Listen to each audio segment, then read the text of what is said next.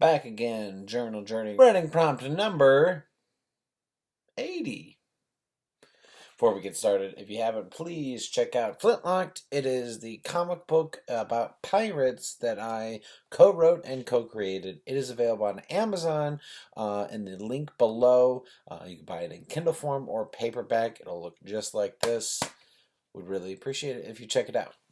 But let's go ahead and jump into number 80, which is, if you were a school teacher in a school for troubled kids, what creative methods would you use to teach them and keep their attention?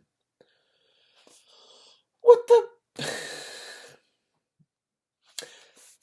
I swear, this writing prompt book here, it will do things that are sort of philosophical. It'll do things that are goofy. It'll have you make things up.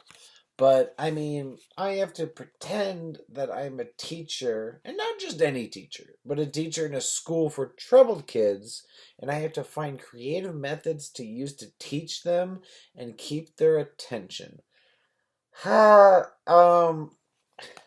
There's a reason I didn't become a teacher, because I probably wouldn't have the patience. No, I mean, it's different when I'm teaching someone who, like, maybe they don't know how to do something that I know how to do, but to try to reach multiple kids and also troubled kids who have trouble, also have kids who have trouble paying attention, because I don't know what I would do. Creative methods, I guess I would try to find a common ground. Maybe just use a ton of metaphors as far as like what's the thing they like. Hopefully it's something that I know. Maybe they like a certain cartoon or a certain movie or a certain TV show. Something that I know that I can try to, I guess, make them think that they're not learning because we're talking about this thing, but I'm relating it in a way. But who knows? For all I know, someone would be like, "Oh, you don't want to do that because then they'll just be distracted thinking about the thing." It's like, yeah, but then clearly in this scenario, there's like almost no winning unless you're someone who like went to school for teaching and knows of ways to do this. As someone who just got a writing prompt in relation to teaching, who does not teach,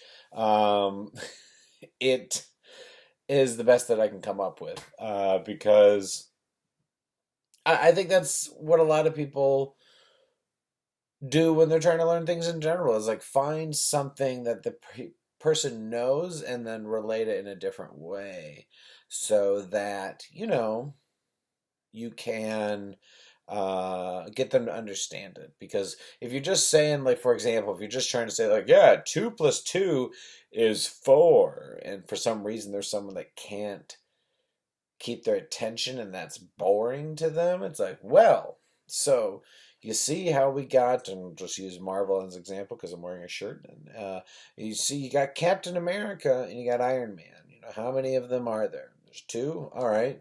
Well, if we add two more Avengers, we'll say we add Captain Marvel and Scarlet Witch.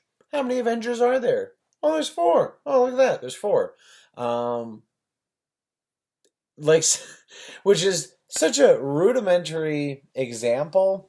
But again, this is coming from a non-teacher. I mean, I've spoken in front of kids a few times, like kind of like after school slash creative class things, but these were usually high schoolers.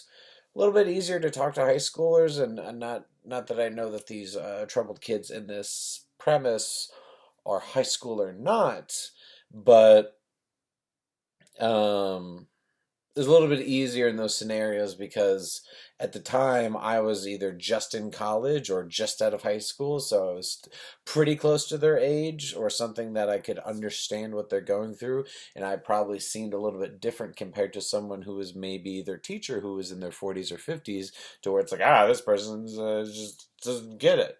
It's like, well, maybe I can try to find common ground, but obviously if I was a teacher, I may not necessarily be close to their age. Again, what a weird writing prompt. What I would do if I was a teacher, and not only a teacher, but in a school for children who are troubled. Um, yeah, that's what I would do, though. What would you do? Comment below, let me know, and